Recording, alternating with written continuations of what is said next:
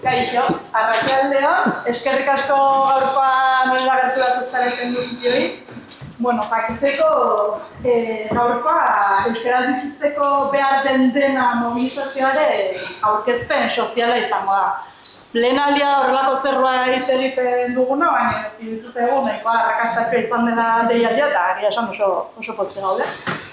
Xinplea izango da, Idurre Eskisabeldi emango diot lehenik hitza, berak azalduko digu mobilizazioaren nondik norakoa, eta ondoren bautuko dugu tarte bat, patxadaz, zer egiteko, elkarrekin egoteko eta jateko zerbait ere izango dugu, bai? Oso, eskerrik asko.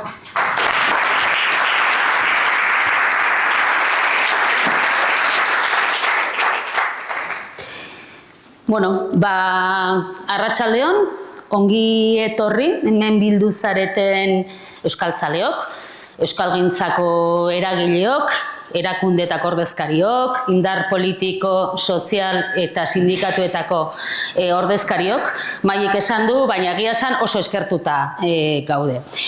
Helburu bat daukagu gaurko honekin eta ulertzeko uste dut erreza dela.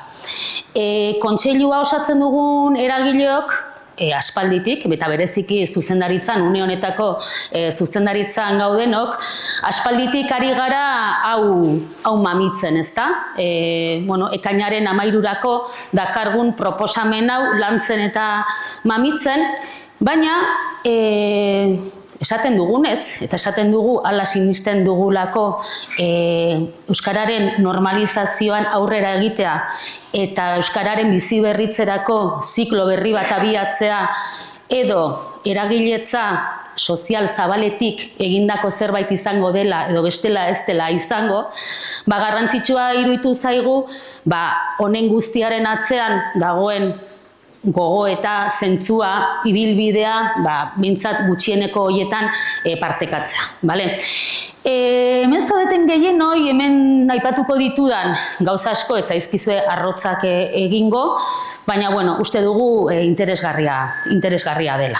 Nolabait partekatze ariketa bat izan nahi du honek. Beraz, pixka bat... parkatu. Azkar dabil. Nolabait hau guztia hasten da azken denbora luze xamarrean euskalgintzako eragileen artean behintzat aldarte bat nagusitu delako. Horre, hitz sorta bat jarri ditugu, errotonda, bidegurutzea, moteltzea, minbizia, etena. Azken hamarkadan, eta esango nuke azken hamarkada eta erdian, nolabait euskararen normalizazio eta biziberritzeaz egin diren gogoeta eta hausnarketetan askotan erabilitako hitzak direla, ezta? Eta nolabait, gainera askotan ulertu dira ezin egon edo aldarte baten ispilu gixara. Badakizue, euskalgintza, herri honetan beste gauza asko bezala, oso askotarikoa, konplexua eta batzutan barne tensio eta zera, eztabaida handiko zera dela, baina esango nuke zerbaitetan adostasuna lortu bada azken boladan zoritxarrez nolabait hitz horien inguruan izan dela, diagnostiko horren inguruan. Eta gainera, nolabait, azken 2-3 urteetan, etorri zaizkigu hainbat ikerketa eta datu, nolabait, aldarte hori berresten digutenak, ezta? Esango nuke, hemen gauden gehienontzako Iñaki Jurrebasoren tesia, ja nolabait referentziazko abiaburu bat bihurtu da, eta nolabait ekarri digun gauzetako bat eta ulertzea nolabait aurrerakadak ere gertatu direnak eta aurrerakadak izan diren arren, aurrerapenak izan diren arren batetik, horien dimentsioa neurriratzeko irizpide batzuk ekarri dizkigu, eta gainera, ekarri duen beste zeretako bat eta aurrerapen horiek nolabait goia jotzen ari direla, ezta? Hori batetik, Jurrebasoren tesitik uler genezakena, parte batean uler genezakeena. Eta gero bestetik, eta hildo berean, Siadeko Kuemarentzako egindako ikerketak dauzkagu. Guztiak egia da, demolinguistikan oinarritzen direla, baina ekartzen dizkigute zantzu batzuk oso arduratzekoak direnak, ezta? Eta batetik, euskara nagusi den guneen iaia desagertzeko bide batean jartzen gaituzte, horrek hizkuntza baten minorizazio prozesuan esan nahi duen guztiarekin, baina bestetik beste zantzu txar batzuk ere ekartzen dizkigu. Esate baterako, azken hamarkadetan ezagutzan egindako aurrerapena, eta gainera aurrerapen joera hori goia jota dagoela, eta Nafarroan zehazki adibidez, atzeraka gertatzen hasteko arriskua handia dela. Beraz, nolabait, ikerketa eta datuek ere berresten digute, kezkarako motibua.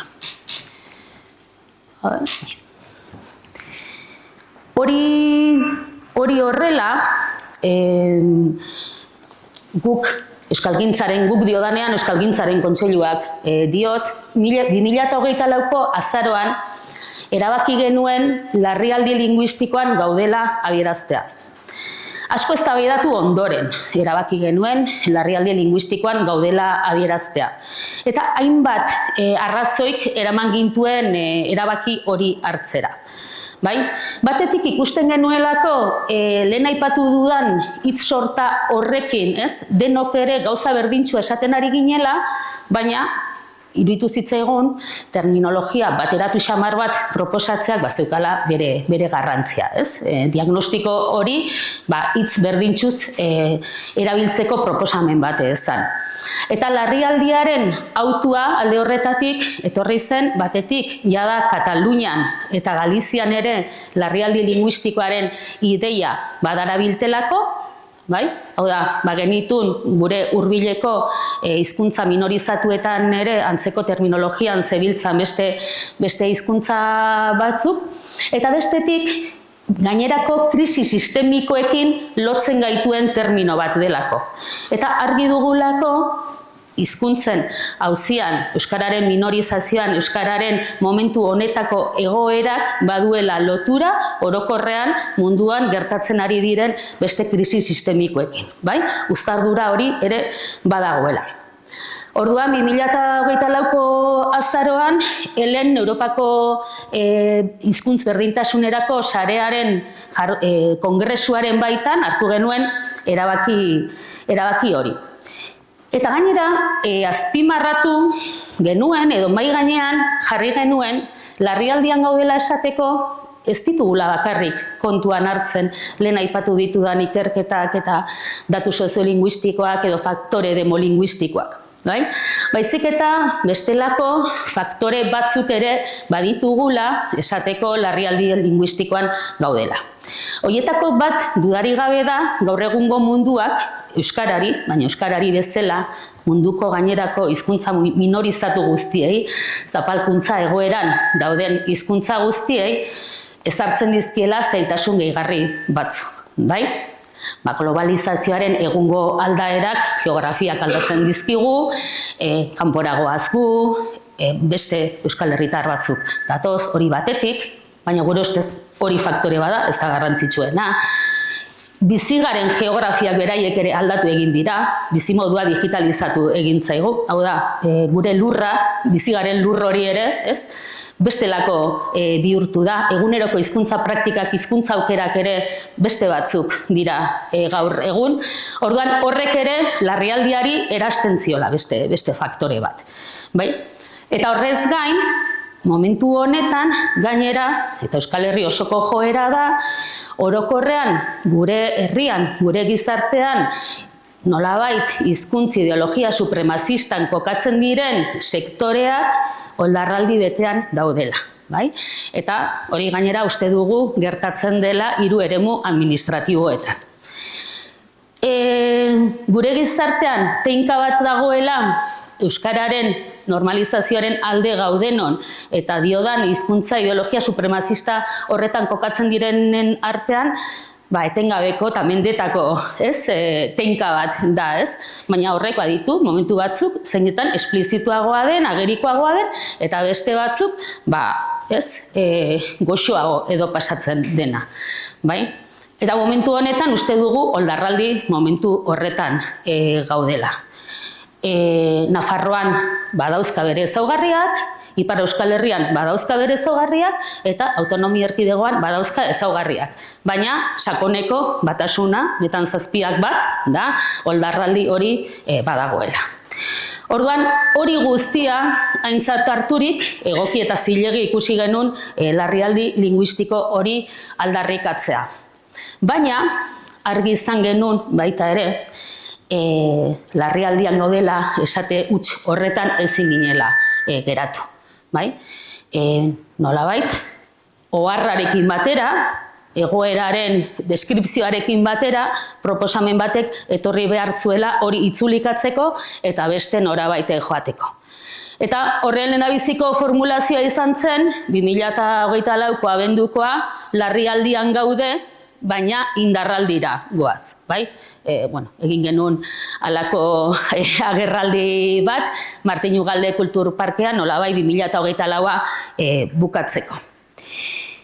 Beraz, hor, 2024ko abenduan, hori da. Eta pixka bat, hasi ginen aletzen zeintzuk ote diren indarraldi berri hori pizkundea, hasieran indarraldia esaten hasi ginen, berriro ere hitzen lehia hori, eta zein ote zen hitz egokia, eta azkenean erabaki genuen pizkundea erabiltzea, aurretik ere gure historia hurbilean euskarak izan dituelako, behin baino gehiagotan, eta kontseiluko zuzendaritzako eztabaidetan, behin baino gehiagotan azpimarratu den bezala, baina noiz ez da egon euskara larri, hori ere egia da, baina badaude beti une batzuk, gordinago agertzen denak, auzi hori, gatazka hori, beste une batzuetan ere, egonda nolabait euskararen hileta ospatzeko deia bera ere bai, baina asmatu izan dugu horri buelta ematen. Eta bolada hoiei, itzulikatze bolada hoiei pizkunde deitu izan diegu. Eta pixka bat gainera ulertuta gaur egungo munduan kokatu behar dugula, dudari gabe eta aurrera begira aritu behar dugula, baina atzean gertatutakotik zer ikasi badugula, hortik erabaki genuen pizkunde hitza erabiltzea, sortu nahi dugun ziklo berri horretarako. Eta ziklo berri hori osatzeko hirugako nagusi naiz eta gero hoiek azpigako asko dituzten, ezta? Batetik jauzi bat behar dela hizkuntza politiketan, bai? Guk esaten dugu paradigma aldaketa bat behar dela. Eta nolabait egiten dugun irakurketa da gutxi asko eta baita euskararen aldeko hizkuntza politikak egiteko zoru egokiena egon den autonomi erkidegoan ere, nolabait erabili den paradigma izan dela minorientzako hizkuntz politika baten paradigma. Hau da, euskaldunoi hizkuntz eskubide batzuk aitortu eta hori izatea, nolabait zoru nagusia. Baina, salbu eta autonomia erkidegoan hezkuntzatik egin den alegina hori alde batera utzita, ez da egon nolabait euskalduna ere izango den gizarte hori, herri hori sortzeko benetako hizkuntz politikaren inpultsorik, ezta? Piskat hor mugitu garela, bai? Orduan, guk argi dugu, ziklo berri horretan, paradigma aldaketa horretara jo behar dugula. Hor badugu, tresna bat, batuz aldatu dinamika, kontseiluaren baitatik proposatutako batuz aldatu dinamika, ulertuta hone guztiak aurrera egingo badu eragiletza sozial eta adostasun sozial garrantzitsu baten bidez izango dela, eta bi oinarriren gainean zutointzen dena, ez? Alde batetik euskararen ezagutza orokortzea eta bestetik normal erabiltzeko baldintzak eratzea, bai? Gertatu zitzaigun gauza bat oso bitxia, Batuz aldaturen lanketan ari ginela, eta da, guk oso erraz, ez? Euskalgintzaren baitan, ze behar dugu? Ezagutzaren unibertsalizazioa. Ez? Eta pixka kanpotik zetorren batek, eragile sozial batetik zetorren batek esan zigun, zergatik esaten duzue ezagutzaren unibertsalizazioa nahi duzuela, Euskal Herri euskalduna esan nahi duzuenean, ezta? Eta uste dut, hori esan nahi dugula. Hau da, euskalduna ere gutxienez izango duen Euskal Herria nahi dugula.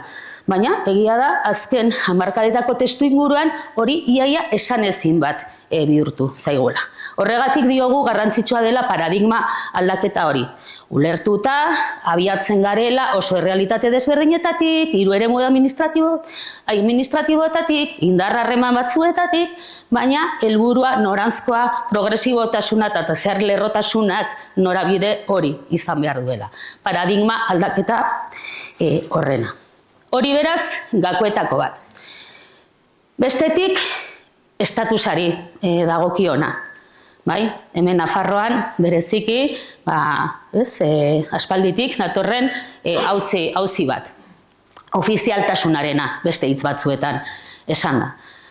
Ofizialtasuna eskatzen dugunean da berdintasuna eskatzen duguna eta buru askitasuna eskatzen dugula. Bai, euskararen aldeko hizkuntz politikak egiteko aukera hori. Bai, buru askitasunez egiteko aukera hori. Ta gainera, zoritxarrez, hau Euskal Herri osoan ikusten dugu, orain, momentu honetan, auzitan. Bai? Nafarroakoa jakina da, Ipar Euskal Herrikoa jakina da, hortxe dauzkagu, orain, gaztetxo batzuk beren burua matematikako azterketa, iraultzarako bide egitera derrigortuta, zer eta matematikako azterketa bat. Baina, autonomia erkidegoan ere ikusten ari garena da desofizializazio prozesu bat. Hizkuntz politika horiek momentuak eskatzen duen neurrira eta egokierara egiteko ezintasun kanpotik ezarritako bat.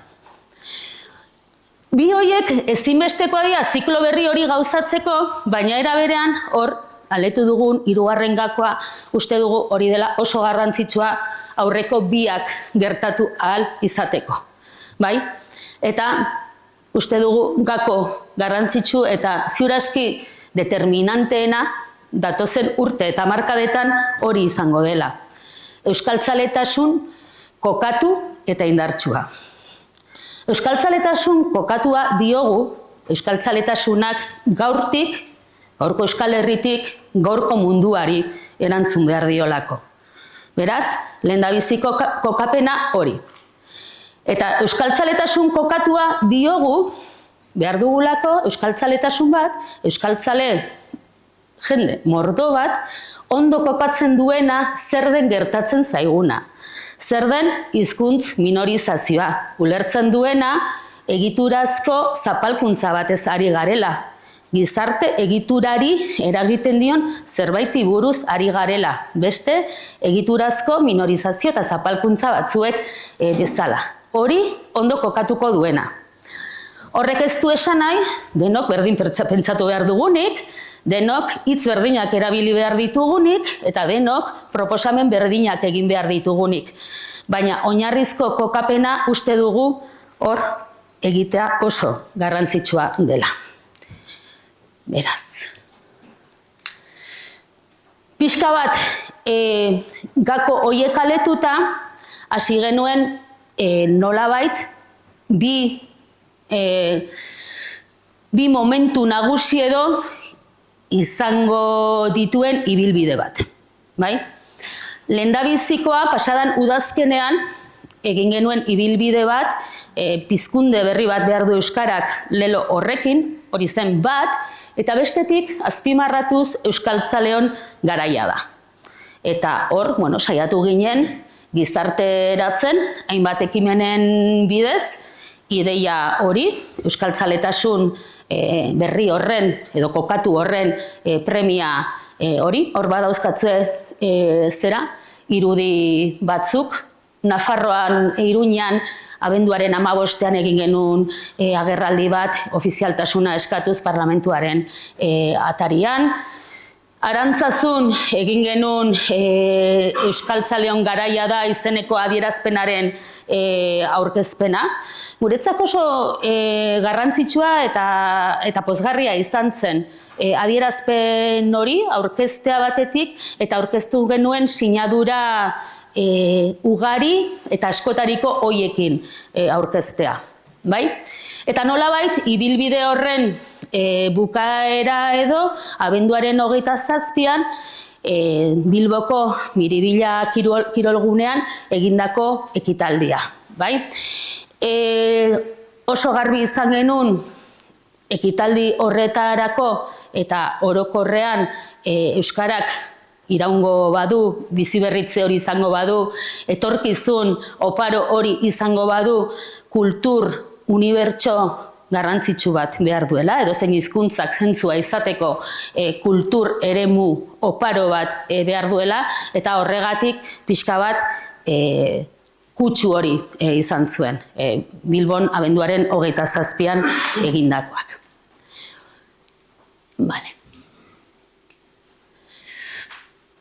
Vale. Eta orain, pixka bat, pizkundearen ideiatik, Iruñara zer dakargun edo zer ekarri nahi dugun. Leloa hau izango da, euskaraz bizitzeko behar den dena. Bai? Ze urteak daramatzagu euskaraz bizi nahi dut aldarrikatzen. Bai?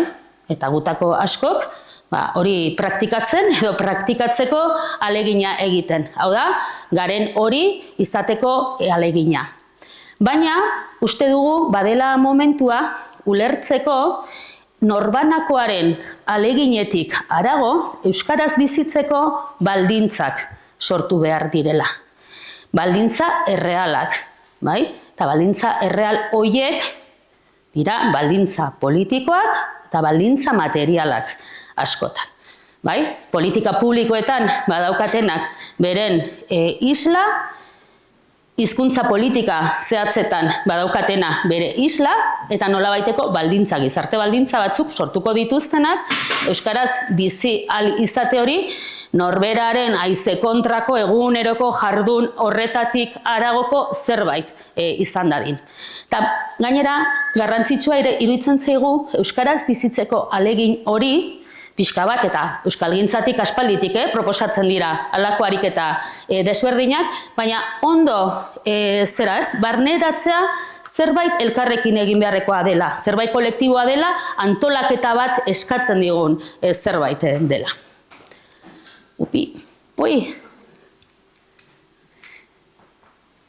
Beraz, zer nahi dugu ekainaren 13an? Ekainaren 13a izan dadila, ekainaren 13an Iruña izan dadila euskaltzaleen bilgune erraldoi bat. Bai? Zergatik bilgunea? Asko jasotzen dugulako, bai gure bazkide diren eragileetatik, baina baita ere norbanako askorekin izaten ditugun solasaldietatik, gaur egun euskaltzale izatea eta euskaltzale jardutea eta euskaraz bizitzeko ahalegin horretan tematzea oso bakarrik egiten den zerbait dela, ezta? Adiez, hainbat emakumeek esan izan digute, ni momentu honetan, badaukat, niri emakume izateak sortzen dizkidan, egunero sortzen dizkidan, auzi politiko haue guztiak, nolabait sozializatzeko eremuak. Badauzkat nire lantokian bakide feministak esaten diedanak eta mobilizatzeko bide bat ematen didatenak, hitz egin dezaket, problematizatu dezaket, zerbait gertatzen bada lagun artean horren hori eztabaida daiteke, baina euskaldun, euskaltzale gisa gertatzen zaizkigun urradura auzi, eguneroko deserosotasun horiek partekatzeko, arilkatzeko, askoz ere zailagoa da, ez dago, ez, girorik. Orduan, pixka bat bakardade hori apurtu eta bilgunearen ideia, bai? Elkarrekin egoteko eta elkar elikatzeko guneak behar ditugu eta halako handi bat izatea nahi dugu, ekainaren 13an Iruña. Ze gertatuko da ekainaren 13an Iruñan? Guk euskaltzaleen martxa deitu diogu. Eta gainera martxa horrek, hitz horrek kontestu honetan badauka adiera bikoitz bat. Martxa ibili egingo garelako, ez? 3 zutabetan gainera, baina martxa baita ere nolabait badugulako harrotasunetik eta pozetik edateko motiborik, bai? Badelako autoafirmazio ariketa bat egiteko bokazioa duen zerbait, badaukagulako harrotzeko motiborik 2026 ontaraino euskaraz eta bizirik iritsi garelako, badaukagula postekorik eta badaukagulako ospatzekorik. Orduan, pixkat lehen aipatu dut, abenduaren 27ko horretan guretzako kulturgileek izan zuten garrantzia, eta honetan ere kulturgileek guretzako garrantzia izaten segitzea izan da gure helburuetako bat. Orduan, nahi genuen zerbait, Iruñean zentzua hartuko zuena, eta horretarako Iruñeko kulturgile batzuen gana jo dugu. Hemen daude haietako batzuk, Aritz, Itz, Oierrean atzean ikusten dut, eta haien aholkuz edo San Fermin aurreratutxo bat edo egitea da asmoa. Zutabe horietako bakoitza hasiko da Iruñeko leku zehatze batetik, bat Erruna parketik, Errotxapeatik, beste Antoniutitik eta beste Askatasunaren plazatik, eta nolabait postgiro horretan, musikaz lagunduta eta pankartak ere izango dira bereziak, ez dira ohiko manifetako pankartak izango, baizik eta peinek erabiltzen dituzten modu hortakoak. Patxi ere ikusi dute hemen lehen, Patxi Arte eta berak egingo du irudi horietako bat, beste bat Asiskok eta bestea Malen Amenabarrek, eta pixkat hori nahi dugu izatea tonua. Ekitaldi nagusia Gazteluko plazan gertatuko da, eta ondoren proposamena eta gonbidapena izango da gainera, elkarrekin dantza pixka bat egitea. Baina horren berri zehatzago joango gara ematen, oraindik hilabeteko tartea dago, eta hemen batzuk Aritz kezkatzen ikusi ditut, hori ekainaren 13ako proposamena. Eta ja bukatzeko apuntetxo bat lelo horrekin. Abenduaren 27an pixka bat hitzartze horrekin, edo ideia horrekin bukatu genuen miribilakoa, hau, euskara dugu munduaren alde, eta beste bat, munduko euskaltzaleok antolatu gaitezen, bi ideia horiek. Antolatu gaitezen hori, azken hilabeteetan garatu dugu pixka bate gehiago, euskaltzalen gidaren bidez, eta berriro ere etorriko gara ideia horrekin, baina euskara dugu munduaren alde hau presente izatea uste dut gaur egungo kontestuan importantea dela. Lehen esan dut mundua euskara eta euskara bezala minorizatutako hizkuntzen kontra datorrela, baina guk euskara eta gainerako hizkuntza minorizatuak ditugula munduaren alde. Eta garbi daukagu mundu bizigarriago bat egiteko ezinbestekoa izango dela gure hizkuntza minorizatu hauei eustea, normalizatzea, biziberritzea, emantzipazio bideak hastea, gure hizkuntza eta kulturekin, horrek ekoitziko dituelako beste mundu batzutarako aukerak.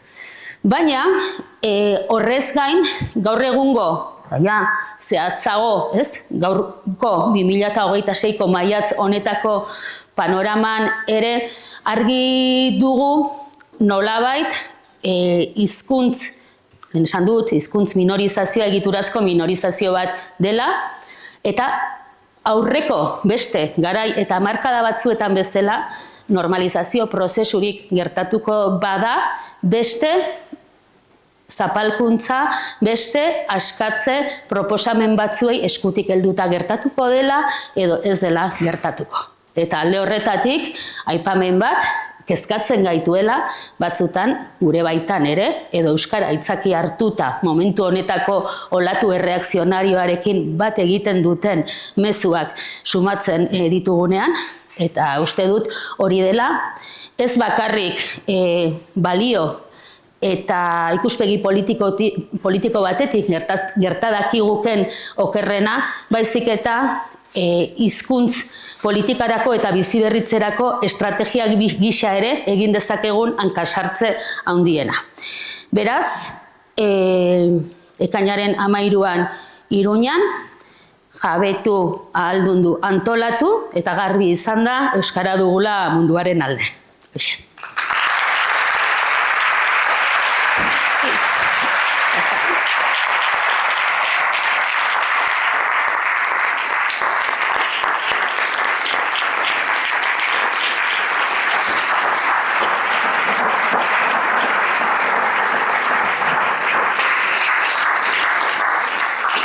Bueno, eta bain izketan jarraitza, baina trago batekin. Bezatik gani, bai? Bai. Barrutia daukazu dutxan,